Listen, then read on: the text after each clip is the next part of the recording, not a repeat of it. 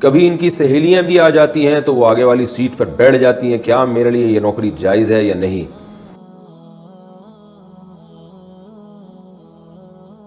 میں عصر کی نماز میں 2 رکعت کے بعد پہنچا. امام صاحب نے 3 رکعت کے بعد غلطی سے سلام پھیر دیا.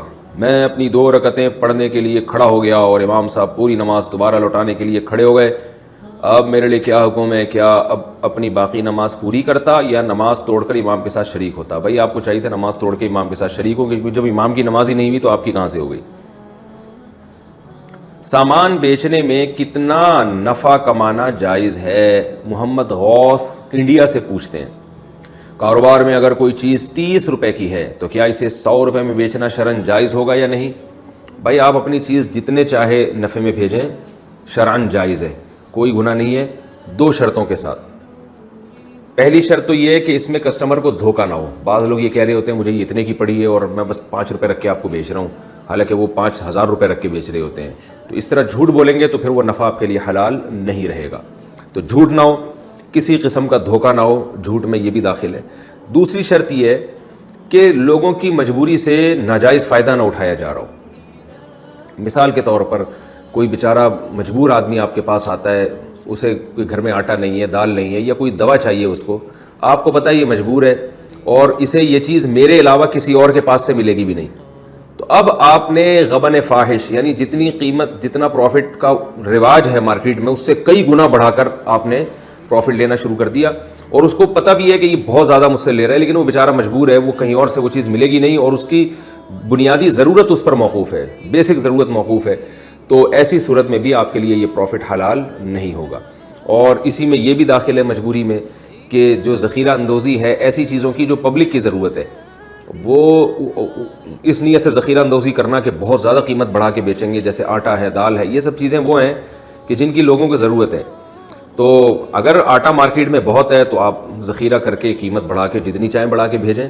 اگر آٹا مارکیٹ سے شارٹ ہو جائے تو آٹا یا دال ہے اور آپ کے علاوہ کسی اور کے پاس مل ہی نہیں رہا ہو اور آپ اس کو پھر جمع کرنا شروع کر دیں اس نیت سے کہ جب لوگ بالکل مجبور ہو جائیں گے تو میں کئی گنا بڑھا کے بیچوں گا، تو پھر یہ بھی جائز نہیں ہے. لیکن عام چیزوں میں جو ایک نارمل اصول ہے، چاہے وہ آٹا ہو، دال ہو، سب چیزوں کے بارے میں نارمل اصول یہی ہے کہ اپنی چیز آپ جس قیمت پہ چاہے بیچیں، لوگوں کو اس میں نقصان نہ ہو. اچھا، ایک اور چیز اس میں رہ گئی، وہ اس کو آپ نمبر 3 میں ایڈ کر لیں. اگر گورنمنٹ نے کسی چیز کے ریٹ متعین کیے ہیں کہ آپ اس ریٹ سے زیادہ بیچ نہیں سکتے، تو پھر آپ نے اگر قیمت بڑھا کے بیچ دیا تو پروفٹ آپ کے لیے حلال تو ہوگا کیونکہ آپ کی چیز ہے، لیکن حکومتی قانون کی خلاف ورزی کی وجہ سے گناہ ہوگا، کیونکہ انتظامی چیزوں میں گورنمنٹ کے قانون کو فالو کرنا لازم ہے، بشرطے کہ وہ قانون بذات خود لوگوں کے مفاد کو سامنے رکھ کے بنایا گیا ہو. تو اگر پبلک کے مفاد کو سامنے رکھ کر حکومت نے کوئی قانون بنایا ہے، اس نے حکومت میں کوئی خیانت نہیں کی، کچھ لوگوں کا مفاد سامنے رکھ کے نہیں بنایا بلکہ واقعی عوام کا مفاد سامنے رکھ کے قانون بنایا ہے، اور ایسی چیز کے بارے میں جو لوگوں کی ضرورت بھی ہے، تو پھر اس میں جو گورنمنٹ جو ریٹ دے گی اس سے زیادہ پہ بیچنا اس میں گناہ ہوگا. اگرچہ وہ ریٹ پہ بیچا تو وہ پروفٹ بہرحال حلال ہوگا، لیکن حکومت کے قانون کی خلاف ورزی کی وجہ سے گناہ ملے گا. کیا اسلامی بینک میں سیونگ اکاؤنٹ کھلوانا اور اس پر کا پروفٹ استعمال کرنا جائز ہے؟ جی ہاں جائز ہے، اس پہ ہم نے بہت ریسرچ کی ہے. اسلامک بینک جو آپ کو پروفٹ دیتا ہے وہ سودی نہیں ہوتا، بلکہ وہ مختلف شرعی عقود میں سے کسی ایک عقد میں وہ رقم استعمال ہوتی ہے، اور آپ سے بھی بینک کا یہی انہی میں سے عقود میں سے مرابحہ، مشارکہ، مضاربہ اور سلم استثناء، مرابحہ، ان عقود میں سے کسی عقد کے تحت آپ سے ایگریمنٹ کرتا ہے اور اسی کی بیس پہ آپ کو پروفٹ دیتا ہے. لیکن پھر اگر کوئی بچ سکتا ہے تو بچنا بہتر ہے. جائز ہے لیکن بہتر یہی ہے کہ کسی بھی بینک سے معاملات نہ کیے جائیں. لیکن ظاہر ہے آج کل یہ ممکن نہیں ہے، آپ کو بینک اکاؤنٹ کھولنا پڑتا ہے، تو پھر سودی بینک کی نسبت آپ اسلامی بینک میں کھول لیں. اگر پاؤں دھونے کی جگہ نہ ہو تو موزے پر مسح کا حکم. آپ نے بیان میں بتایا تھا کہ چمڑے کے موزے پر مسح کرنے سے وضو ہو جاتا ہے، لیکن عام موزے پر وضو نہیں ہوتا. میں ایک مال میں جاب کرتا ہوں، وہاں واش بیسن لگے ہیں جس پر میں چند مسائل کی وجہ سے پاؤں اٹھا کر نہیں دھو سکتا، جس کی وجہ سے میری کئی نمازیں چھوٹ جاتی ہیں. تو اس صورتحال میں میرے لیے عام موزوں پر مسح کرنے کی کوئی گنجائش ہوگی یا نہیں ہوگی؟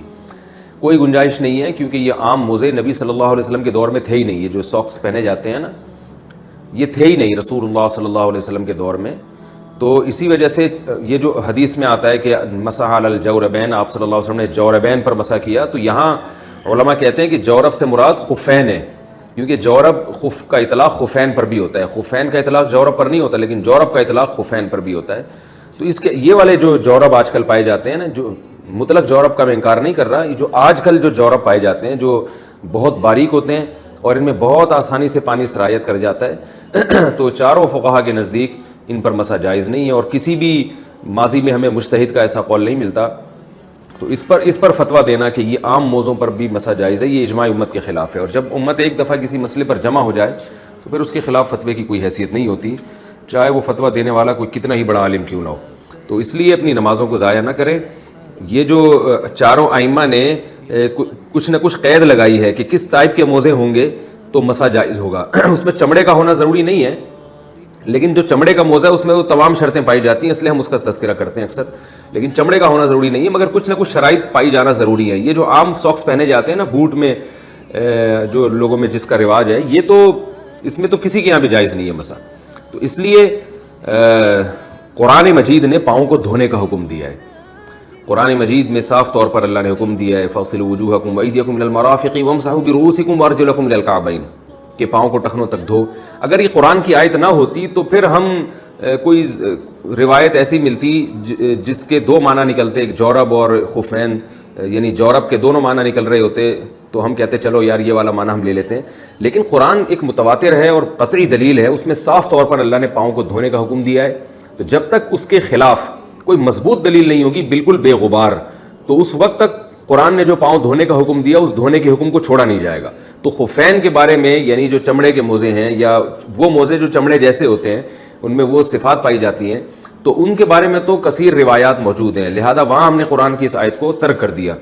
لیکن اس کے علاوہ جو یہ عام موزے ہیں، یہاں اس کے بارے میں قرآن و سنت خاموش ہے، تو اس لیے قرآن کی آیت ہی پر عمل کیا جائے گا، اور جو حکم یہی دیا جائے گا کہ اس پر مسح جائز نہیں ہے۔ اور عبادات میں سب سے اہم ترین عبادت نماز ہے، تو نماز جیسی اتنی اہم ترین عبادت کو آپ مشکوک بنا دیں صرف چند علماء کے قول کی وجہ سے، جس پر پوری امت پہلے خاموش رہی ہے۔ ائمہ اربعہ خاص طور پر جن کا امت میں بہت بڑا مقام ہے، جو حدیث کو یقیناً ہم سے زیادہ فالو کیا کرتے تھے، ان میں سے کسی ایک نے بھی فتویٰ نہیں دیا اس پر۔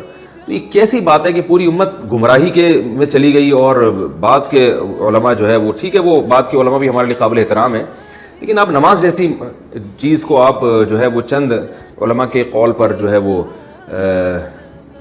ضائع کر دیں یا شک میں ڈال دیں، یہ بالکل صحیح نہیں ہے۔ تو آپ پاؤں کو دھویا کریں، اگر واش بیسن میں آپ کے لیے پاؤں دھونا ممکن نہیں ہے تو واش روم میں جائیں، وہاں آپ اپنے پاؤں کو دھو لیں، یعنی جس جگہ وضو کر رہے ہیں پاؤں وہاں دھونا تو ضروری نہیں ہے، آپ جائیں واش روم میں، اور واش روم میں شاور کے ذریعے یا لوٹے کے ذریعے کسی بھی طرح سے آپ اپنے پاؤں کو آرام سے دھو سکتے ہیں۔ مکہ مکرمہ میں ہاؤس ڈرائیور کا کام کرتا ہوں، اس گھر میں 2 لڑکیاں ہیں جو کسی جامعہ میں جاتی ہیں، کبھی ان کی سہیلیاں بھی آ جاتی ہیں تو وہ آگے والی سیٹ پر بیٹھ جاتی ہیں، کیا میرے لیے یہ نوکری جائز ہے یا نہیں؟ نوکری تو جائز ہے بھائی، اس سے کمائی بھی جائز ہے، کیونکہ پردہ کرنا عورت کی ذمہ داری ہے۔ وہ اگر ظاہر ہے پیچھے سیٹ پہ جگہ نہیں ہوگی تو آگے سیٹ پہ ہی بیٹھیں گی، وہ تو ڈگی میں یا چھت پہ سے بیٹھنے سے نہیں، لیکن عورت کی یہ ذمہ داری ہے کہ وہ مکمل پردے میں ہو۔ تو اگر پیچھے سیٹ پہ جگہ نہیں ہے تو آگے بیٹھیں، لیکن مکمل پردے میں آ کے بیٹھیں۔ وہ اگر پردہ نہیں کرتی تو ان پر گناہ ہوگا، انشاءاللہ آپ پر گناہ نہیں ہوگا۔